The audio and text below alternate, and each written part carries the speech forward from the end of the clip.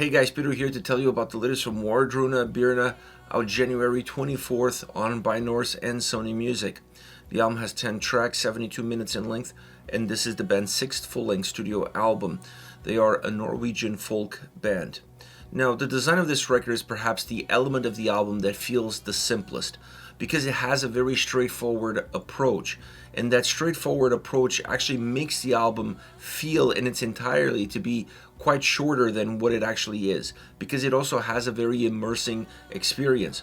When you press play on this album, it's really about the snapshots that each song provide, and then how much can you get out of the experience of listening to those individual tracks. Obviously, once you get to the final song, you're able to see a little bit better the forest from the trees, and you're able to define what the whole album means to you as a listener. But this is definitely a record that lives off of the energy provided by each and every single song, and how these songs really propel the listener forward from one track to the next. Then when you add this sort of fluidity to the way the album is presented, to that immersive experience that it has, I think it's the perfect formula to allow the listener to get the most out of the album, and obviously out of the individual songs. As far as the sound goes, I feel like this is a very difficult album to define, to put words to it, because it's an album that's more about emotion, it's more about feeling, it's more about atmosphere, it's more about the impact that we'll have with the listeners. And I think it's going to be a very different impact depending on where the listener is coming from, and the knowledge that the listener has, and how deeply you want to go into this sort of sound, into this sort of almost shaman-like approach, because this album really feels that way. Think of a shaman connected to earth, connected to Mother Nature, connected to its surroundings, and then expressing that through music, through sounds, through atmosphere, through vocals. The overall experience of this album surrounds that sort of thought process, that sort of approach, because this album's concept is grounded in nature. And when it's grounded in nature, the first thing that you have to provide the listener is a very earthy sound. And I felt like this album definitely had that. And it had that predominantly coming out of the percussions. The percussions on this record are phenomenal. They have such a heartbeat, and at the same time a soul to them, that allows to develop in a similar way throughout the record, but still providing an individual fingerprint, song in and song out. Sometimes more of a heartbeat, sometimes more of a soul, but always very grounded, always very earthy, always bringing Mother Nature to the surface, adding to that shaman-like vibe that the whole record offers. And that beat, those percussions really help create the perfect backdrop to everything else that happens. The folk elements, the string elements, the flutes, all of the other textures in this very rich tapestry of sound are defined, or better defined, in the impact that they provide, either making the songs feel a little bit more narrow, a little bit more grounded, or making the songs feel a lot lighter, a lot bigger, almost expanding, like air, like wind flowing. Some songs almost like the water of a river trickling down, increasing speed, decreasing speed, depending on how wide or how narrow that river becomes. So this album has so much movement in the atmosphere, and in the sound elements, in the folk influences that it has, bringing folk influences also from different perspectives, not necessarily focusing just on one approach, but rather look at the overall palette that you have of tribal thought process, of tribal experiences, of human nature, and bringing those experiences into the sound. There's some tracks that have a little bit more of a Mongolian style, almost throat singing approach as far as sound is concerned.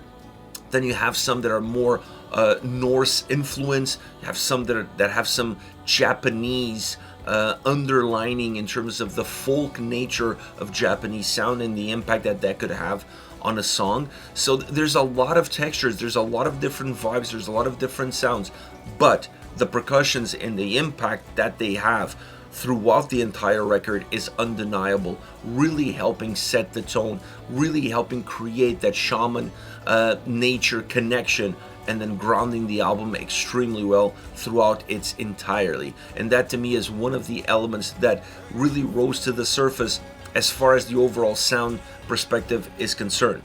Once you get into the vocals on this record are less of a vocal performance and more so on how you can use your vocals as an instrument to create that experience, to create that atmosphere, to bring that nature to the forefront. To tell a story, yes, but never necessarily from a narrator's standpoint.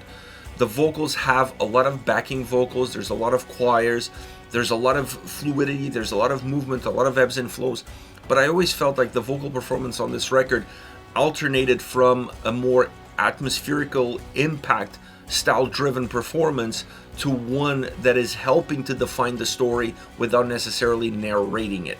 And that to me also helped define the sound and define the direction that this album was trying to take, which in my opinion, as far as the band is concerned, is one of the most inspiring records that they have released. It's definitely an album that grows on the listener. It's definitely an album that has a lot of different textures, a lot of different experiences, but it's so easy to find the commonalities throughout the record. It's so easy to stay connected with the record, and it's so easy to also get lost in this album. As far as favorite songs are concerned, I want to start off with Ljos till Jord. The percussions and the clapping, the hand clapping, the mixture of these two, then when the choir vocals come in, what a great way to open up the song. What a great way to create such a very lively experience through sound and through vocals. And it's a great track right from the get-go, the way it sets itself up. Then you see the vocals grow. You see the vocals grow and the song grows with it, using the choirs almost more, the female choirs almost more as a backdrop and allowing the rest of the vocals to come in into the forefront. This really creates a sense of width to the song. It makes the song a little bit wider, at least vocally, but it also creates a sense of the different layers that the track has, not just from a vocal standpoint, but even from a sound standpoint. It has that shamanic experience all the way through it. I love the movement of the vocals. I love the movement of the sound. It's a track that in the way it's designed and the way that it provides itself, it really feels like the water flowing through a river. There's the undercurrent, there's the surface, which you see. There are moments where the track feels a little bit more narrow. There's moments where the track feels a little bit wider, where the water moves a little bit faster, the water moves a little bit slower. This track has all of those elements in the combination of what you get from vocals and sound. Next you have Jord till Ljos. The nature backdrop was there in the previous track. It's there in this song, perhaps a little bit better defined in this song. When you hear the birds, when you hear the waterfalls, there's a lot of that nature symbolism and these outside sources that come in to better place the track, to give it a better well-rounded experience. And then you move into this string arrangement that sounds very Japanese. At least to me, when I hear music like this, I immediately associate it with more traditional Japanese folk music. So to me, this track has a lot of those elements inherited in it. The vocals, the layers that they bring, creating a very warming experience, because sound-wise, the track doesn't feel very warm. Sound-wise, the track actually feels quite distant, quite cold. So the vocals really help bring some warmth to the way the track is presented. A very linear track from start all the way to the end. Last we have Skuggehesten.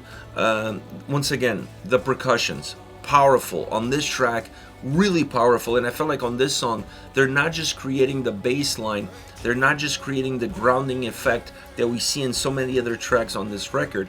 On this song, they're also helping define what the experience or what the visual of the track could be. To me, listening to this song, I felt like I was listening to horses trotting.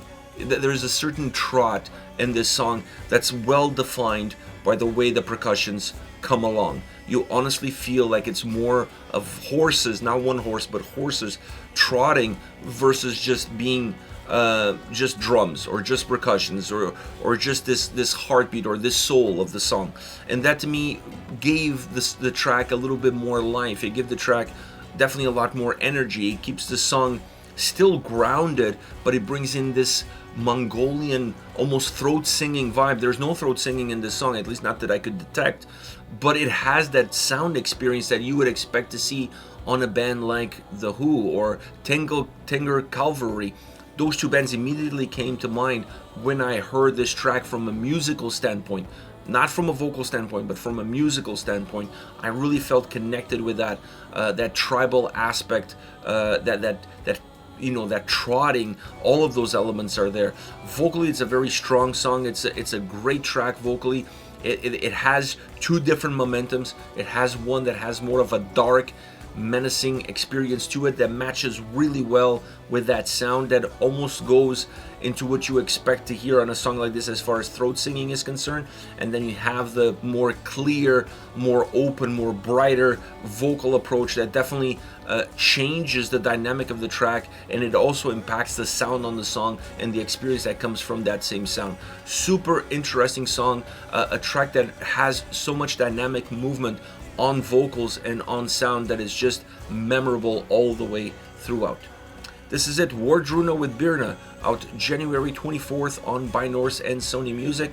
Let me hear your thoughts on the band. Hit me up in the comment section, and I'll see you all at the next video. Take care, guys.